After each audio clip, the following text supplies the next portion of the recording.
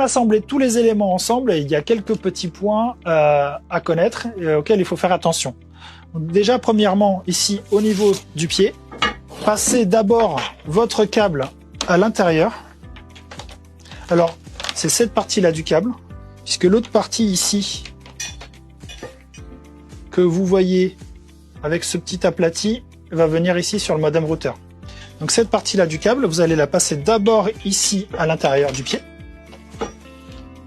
Ensuite, vous allez prendre votre antenne. Alors attention, vous ne la prenez pas par ici, mais vraiment par le pied. Et vous allez venir ici glisser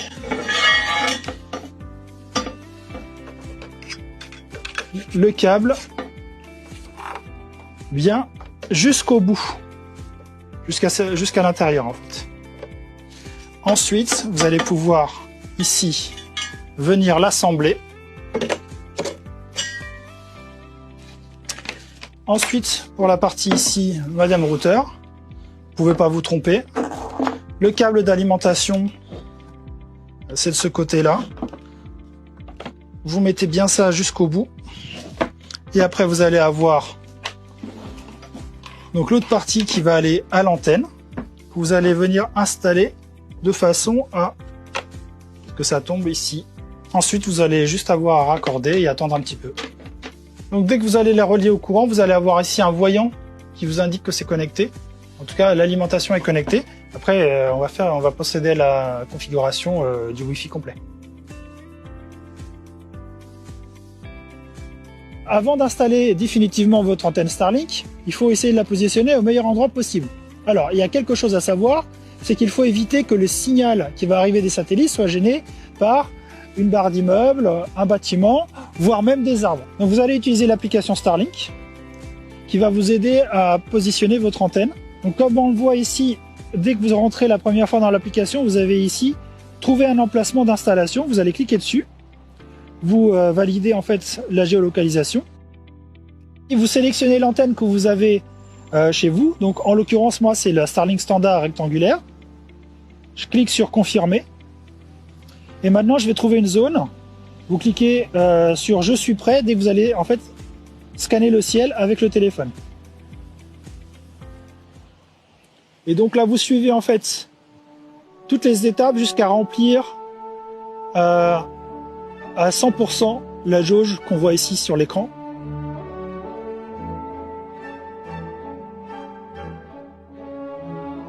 Donc là, on clique maintenant sur « Voir les résultats ». J'ai la tête qui tourne. Et on va avoir une estimation des obstructions. Donc là, on est plutôt pas mal. En fait, si les zones ne sont pas bonnes, vous aurez des zones en rouge. Là, on est tout en bleu. On a une vue assez dégagée. Maintenant, il ne nous reste plus qu'à cliquer sur configurer ici. Alors, comme vous le voyez, en bas, on parle des fixations. Lorsque vous aurez votre emplacement définitif, là, c'est temporaire.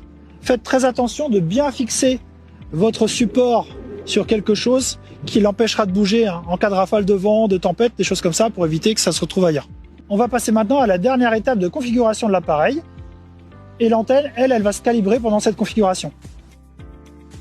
Je clique sur configurer ici au niveau de l'application. Voilà, là on vous demande de vous assurer que tout est OK.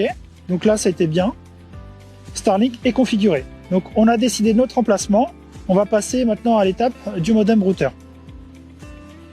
Donc il me demande si mon modem routeur est sous tension, ce qui est le cas. Je vois ici que je vais devoir me connecter à un réseau qui s'appelle Starlink. Donc je vais aller chercher sur le Wi-Fi le réseau qui s'appelle Starlink. Pendant ce temps-là, l'antenne elle est en train de se configurer.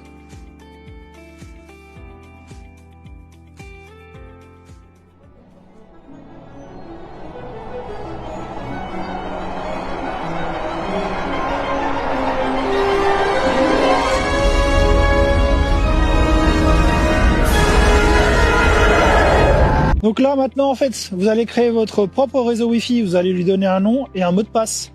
Vous donnez un nom à votre Wi-Fi,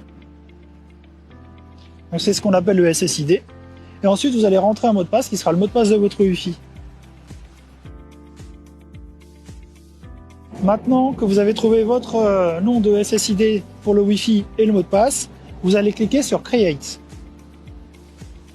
les informations vont être renvoyées sur le modem routeur qui va être configuré avec ce nom de Wi-Fi et ce mot de passe. Ensuite, puisqu'on a changé les informations, on retourne dans les paramètres du Wi-Fi. Donc le Wi-Fi maintenant ne s'appelle plus Starlink, il s'appelle avec le nom que vous lui avez donné. Après avoir attendu un certain temps, en général c'est entre 30 secondes et 1 minute, on voit que le Wi-Fi maintenant s'appelle du nom que j'ai donné tout à l'heure, c'est Darty. Donc je vais le sélectionner et je rentre le mot de passe que j'ai créé moi-même.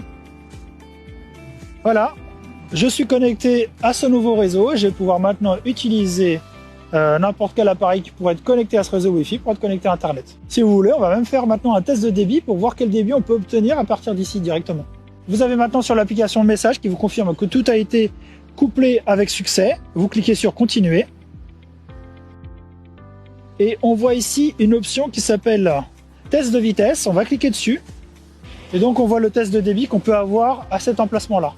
Évidemment, la vitesse de votre Wi-Fi elle va dépendre de plein de paramètres.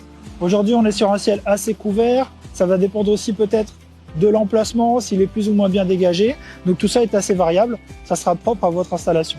Si vous le souhaitez, vous pouvez aussi utiliser la fonctionnalité qui s'appelle exécuter un test de débit avancé. Vous cliquez dessus et puis vous démarrez test avancé. On va obtenir un peu plus d'informations que le test qu'on a fait précédemment.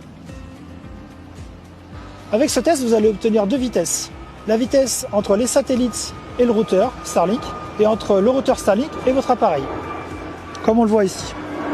Comme on vient de le voir, l'installation et la configuration de Starlink sont quelque chose de plutôt facile à faire.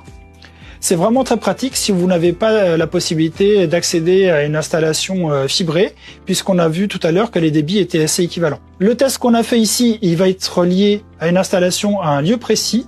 Si vous avez des besoins spécifiques et la nécessité de bouger votre antenne Starlink, comme vous l'avez vu dans l'application, vous avez la possibilité de vous abonner à d'autres types de services pour pouvoir utiliser l'antenne Starlink à d'autres lieux que le lieu principal. J'espère que cette vidéo vous aura été utile. Prenez soin de vous et à bientôt pour de prochains tutos.